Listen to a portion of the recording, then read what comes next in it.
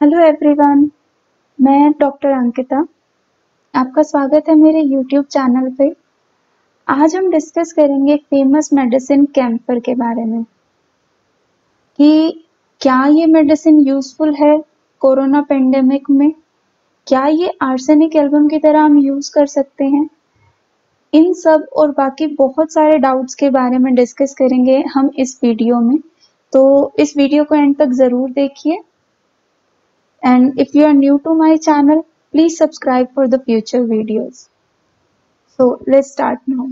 कि corona camphor medicine और arsenic album medicine इनका क्या इफेक्ट रहता है कोविड-19 पर।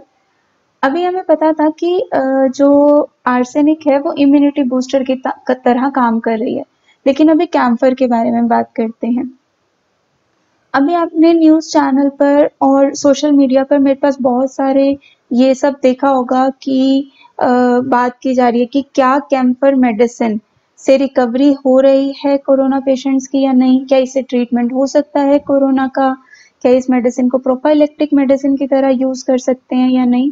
So today we will talk about this medicine, that how effective Camphor 1M is, how does it work and how to use it. Corona virus के symptoms के बारे में सबसे पहले बात करते हैं। मैंने अपनी पिछली वीडियो में कोरोना वायरस के सभी सिम्टम्स के लिए आपको वीडियो बनाई थी, उसके अंदर कंप्लीट डिटेल्स थी। सो आप देख सकते हैं कि कैसे कैसे सिम्टम्स रहते हैं कोरोना वायरस के। तो अभी यहाँ पर हम ब्रीफली डिस्कस करेंगे कि क्या क्या सिम्टम्स हैं कोरोना के पेशेंट में, क्या क्या सिम्टम्स आते हैं।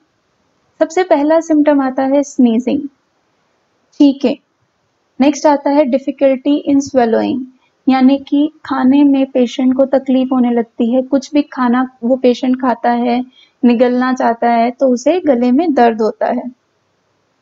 नेक्स्ट सिम्टम आता है ड्राई कफ, खांसी, सूखी खांसी, जो कि ड्राई कफ है उस that is followed by productive cough, यानी कि पहले जो सूखी खांसी है वो प्रोडक्टिव कफ में कन्वर्ट हो जाती है, जिसके अंदर गले से बलगम वगैरह ये सब निकलने लगती है।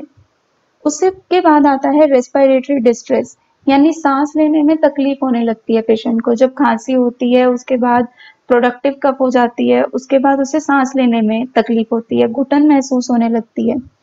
देन हाइपोक्सिया, हाइपोक्सिया क्या होता है, ऑक्सीजन की जब डेफिशिएंसी हो जाती है, यानी ऑक्सीजन कम हो जाती है, ऐसा फील होने लगता है बॉडी के अंदर। उसके बाद नेक्स्ट आता है वीजिंग, यानी छाती में से आवाज आने लगती है सांस लेने की। ये सब सिम्टम्स तो हो गए अभी कोरोना वायरस के। Now let's talk about camphor. उसके क्या क्या एरियाज ऑफ एक्शन है या क्या क्या सिम्टम्स हैं जिनसे हम कैम्फर मेडिसिन को यूज कर सकते हैं। फर्स्ट सिम्टम कैम्फर का आता है कोल्ड विथ चिलीनेस, पेशेंट को बहुत ही ज्यादा ठंड लगेगी।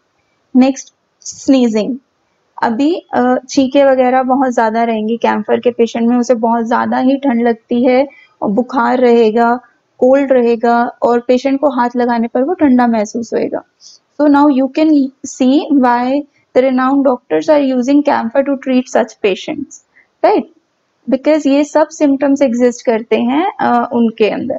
तो लेकिन ये प्रूवन नहीं है कि कैम्फर 1M से कोरोना का ट्रीटमेंट हो सकता है। सो नेक्स्ट सिम्टम आता है सेंसिटिविटी टू टच। पेशेंट को पेन इतना होता है कि वो टच बर्दाश्त नहीं कर सकता एंड पेशेंट को ठंड बहुत ज्यादा लगती है, इतनी ज्यादा ठंड लगती है पेशेंट को कि जो बॉडी पार्ट्स हैं वो ठंड की वजह से नीले पड़ जाते हैं, पेशेंट के जो भी बॉडी पार्ट्स हैं। और पेशेंट को अगर आप टच करके देखेंगे तो वो ठंडा होगा, लेकिन पेशेंट का एक सिम्टम बहुत अलग रहता है। कैम्फर का जो कैम्फर के सिम्टम्स रहेंगे उसके अंदर पेशेंट हाथ नहीं लगाने दे रहा, पेशेंट के लिम्स जो हैं, जो फेस है, सब चीजें नीली पड़ गई हैं, लेकिन पेशेंट अपने आप को कवर नहीं करेगा। अगर हमें ठंड लगती है तो हम क्या करेंगे, we will cover ourselves with blanket, clothes और समथिंग। लेकिन जो कैम्फर में है उस सिम्टम्स ऐसे हैं कि वहां पर जो पेशेंट है वो ठंड में बेहोश हो जाना मंजूर करेगा, लेकिन won't let themselves to be covered, कुछ कवर नहीं करेगा, कोई ब्लैंकेट नहीं चाहिए उसे। अब ये दोनों सिम्टम्स आपस में रिलेटेड है।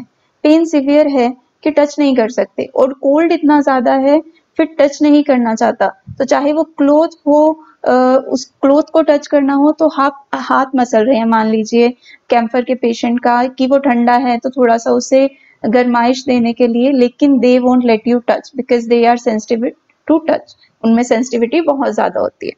नेक्स्ट सिम्टम आता है कॉलेरा। कैम्फर यूज करते हैं हम लोग जब डायरिया बहुत ज्यादा हो, वॉमिटिंग बहुत ज्यादा हो, very severe diarrhoea and vomiting if there is, तो आपको कैम्फर मेडिसिन यूज करनी है। कॉलेरा इतना सिवियर है कि पेशेंट वीक हो जाएगा एंड ही और she will collapse, and vomiting diarrhoea इतना है कि वाटर कंटेंट बचा ही नहीं है बॉडी में, यूरिन आउटपुट बहुत ज्यादा हो जाएगा, और जो यूरिन आउटपुट है और हर तरीके से उसकी बॉडी लूज कर रही है वाटर कंटेंट को। तो आपने अभी एक चीज नोटिस की है कि कैम्फर मेडिसिन के लिए जितने भी सिम्टम्स डिस्क्राइब किए हैं मैंने, तो वो सी अल्फाबेट से स्टार्ट हो रहे हैं। फॉर एग्जाम्पल स्टार्टिंग में हमने बात करी कि सी कैम्फर का जो पेशेंट है वो कोल्ड होगा, ठंड लगेगी उसे, चिलीनेस होगी उसके अंदर, पेशेंट को हाथ लगाने पर, C4 cold, C4 chilliness. Next आता है कवरिंग एवर्जन, यानी कुछ ओढ़ना नहीं है, that is also from C. Next आता है coldness of body, body touch करने पर बर्फ जैसी ठंडी होती है। उसका अगला आता है कॉलेरा, यानी डायरिया वॉमिटिंग सीवियर होंगे। उससे नेक्स्ट आता है कोलैप्स, पेशेंट बेहोश हो सकता है, इतनी ज्यादा वीकनेस होती है। ये सभी सिम्टम्स याद रखने इजी हो गए हैं because they all start with C. तो अब नेक्स्ट सी आता है इसके अंदर कोरोना, इसमें कैम्फर पेशेंट के अंदर सर्कुलेशन। सर्कुलेशन यानी ब्लड फ्लो बहुत कम हो जाता है, इतना कम हो जाता है कि जो डिस्टेंट पार्ट ऑफ बॉडी है लाइक हैंड्स हैं, फीट्स हैं, इनमें ब्लड जाता ही नहीं है, बहुत कम हो जाता है। अब ब्लड फ्लो कम हो गया है, सर्कुलेशन बैड हो गई है, तो वार्मथ नहीं जा रही है क्योंकि बॉडी पार्ट्स तक ब्लड नहीं पहुंच रहा, तो हैंड फीट सब चिली होंगे। तो ये पेशेंट का सिम्टम है कैम्फर के पेशेंट का। अब आते हैं एक पिक्यूलियर सिम्टम पे जो कैम्फर का होता है, वो होता है कि कैम्फर में sinking of all the strength रहेगी, पेशेंट इतना ज्यादा वीक हो जाता है कि बिल्कुल भी ताकत नहीं होती है पर्सन में कि वो चल सके, वो कुछ और काम कर सके, सारी एनर्जी ड्रेन आउट हो चुकी होती है। अब चाहे वो इन सिम्टम्स की वजह से लगा लीजिए या किसी और वजह से लगा लीजिए, लेकिन कैम्फर में पर्सन बिल्कुल भी स्ट्रेंथ फील नहीं करता। तो ये सब सिम्टम्स कैम्फर करेगी। अब ये सब सिम्टम्स चाहे कोरोना वायरस डिजीज में हो या फिर किसी और पैंडेमिक में हो या फिर नॉर्मली हो, तो कैम्फर हम यूज कर सकते हैं। Then we homeopaths use this medicine camphor in all the above discussed symptoms. Rest there are clinical researches going on for this कि अभी ये प्रोफाइलेक्टिक मेडिसिन की तरह यूज करना है या नहीं करना, लेकिन अभी कोई प्रूफ नहीं है हमारे पास कि कोरोना का ट्रीटमेंट कैम्फर मेडिसिन से हो सकता है या नहीं हो सकता। सो अपने आप मेडिसिन नहीं लीजिए। Your doctor suggest you that do not go for self medication in this pandemic situation. For precautionary measures please अपने नियरेस्ट डॉक्टर के पास जाइए, और जितने भी आपकी गवर्नमेंट आपको बोल रही है कि प्रिकॉशंस यूज करने हैं वो सब यूज करिए। बाकी आप वीडियो देखते रहिए, उसके अंदर मैं आपको नेक्स्ट जितने भी अपडेट्स रहेंगे वो सब चीजें मैं आपको बताती रहूंगी कि क्या क्या अभी कोरोना में नेक्स्ट आ रही है। कोई अगर रिसर्च आती है तो I will update you for that as well. Till then precautionary measures के नाम पर आप लोग सोप से हैंड वॉश करें, एटलीस्ट 20 सेकेंड्स तक आप लोगों को हैंड वॉश करना है, उससे कम हैंड वॉश करने पर वायरस आपके हाथ से नहीं जाता है।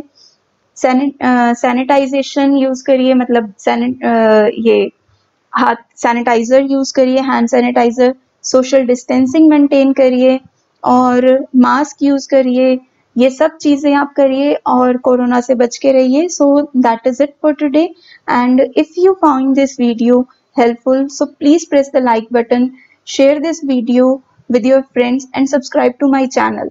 एंड अगर कोई भी क्वेरी हो आपकी तो आप उसे कमेंट बॉक्स में लिख सकते हैं। I will definitely answer your queries, and please stay tuned to my channel. Thank you.